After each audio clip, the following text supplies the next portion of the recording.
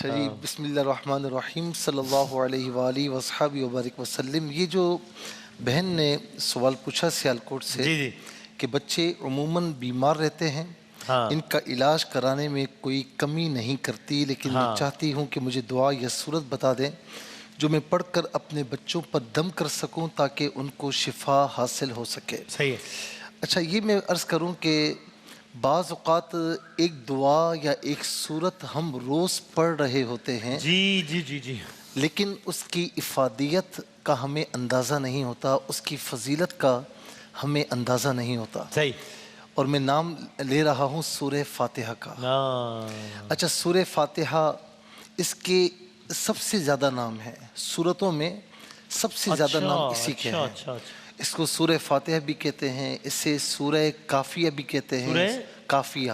اچھا اس سے مراد یہ ہے کہ تمام سورتوں کی جگہ اس کو پڑھ لیا جائے تو یہ کافی ہوتی ہے، اچھا لیکن اس کی جگہ کوئی اور سورت نہیں پڑھ واہ سکتے۔ واہ واہ ہائے ہائے۔ یعنی نماز میں آپ چاہیں کہ میں سورہ فاتحہ کے علاوہ کوئی اور پڑھوں، سارے سورے پڑھ لوں اور جی نہیں، یہ پڑھنی ضروری ہے۔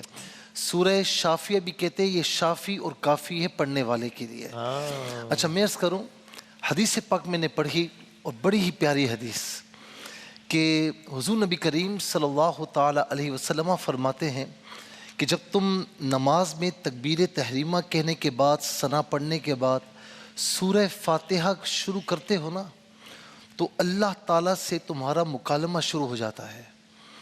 الحمدللہ رب العالمین ہم کہتے ہیں تو رب تعالیٰ فرماتا ہے کہ دیکھو فرشتو، میرے بندے نے میری حمد کی ہے، ہائے ہائے میری تعریف کی۔ ہائے ہائے۔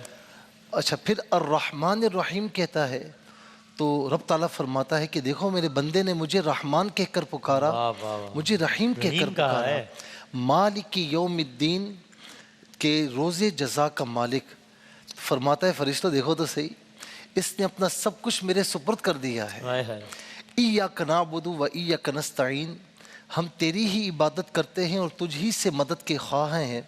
تو رب تعالیٰ فرماتے ہیں دیکھو میرا بندہ مجھ سے سوال کر رہا ہے، اہدنا الصراط المستقیم، اے اللہ تو مجھے سیدھا راستہ چلا۔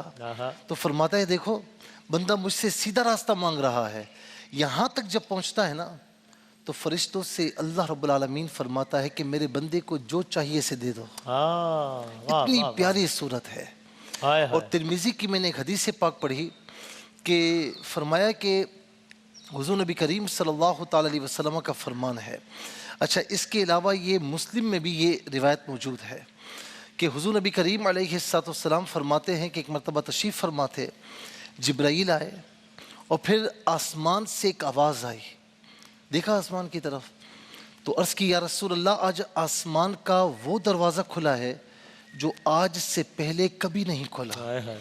اور اس کے بعد عرض کی کہ یا رسول اللہ آج وہ فرشتہ آیا ہے جو اس سے پہلے کبھی نہیں آیا۔ اور اس فرشتے نے آ کر جبرائیل علیہ السلام سے کہا یا آقا علیہ السلام کی بارگاہ میں عرض کی کہ سورہ فاتحہ اور سورہ بقرہ کی آخری 2 آیات فرمایا کہ یہ آپ کے علاوہ کسی نبی کو عطا نہیں فرمائی گئی، اور آپ کی امت کے علاوہ کسی نبی کی امت کو یہ 2 چیزیں عطا نہیں فرمائی گئیں۔ اور فرمایا کہ یہ 2 چیزیں ایسی ہیں کہ بندہ اسے پڑھتا ہے تو جو چاہے اللہ تعالیٰ اسے عطا فرماتا ہے۔ اب میں آتا ہوں خاص طور پر شفا کی طرف۔ صحیح ہے۔ شفا بھی اس کا معنی ہے، کنز بھی معنی ہے، بہت سے اس کے معنی ہیں، اس کے جو نام ہیں۔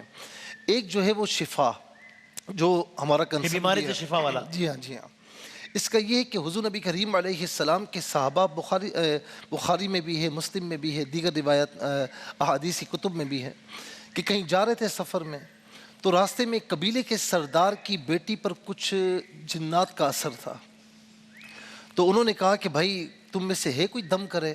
صحیح ہے۔ ایک صحابی آگے بڑھے، دم کر دیا، وہ ٹھیک ہو گئی، اچھا اس نے تحفہ بھی دیا۔ اب صحابہ کرام میں یہ بات آئی کہ یہ تحفہ قبول کرنا چاہیے یا نہیں، تو کہا کہ چلو سرکار علیہ السلام کی بارگاہ میں جاتے پوچھتے ہیں۔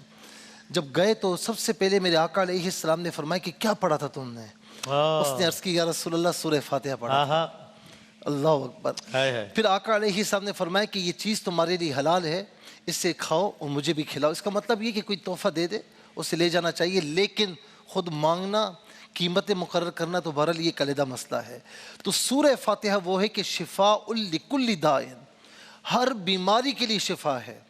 علماء فرماتے ہیں کہ کوئی کیسا ہی بیمار کیوں نہ ہو، اللہ اللہ 7 مرتبہ اسے پڑھ لے، اول آخر 3 بار درود شریف کے ساتھ.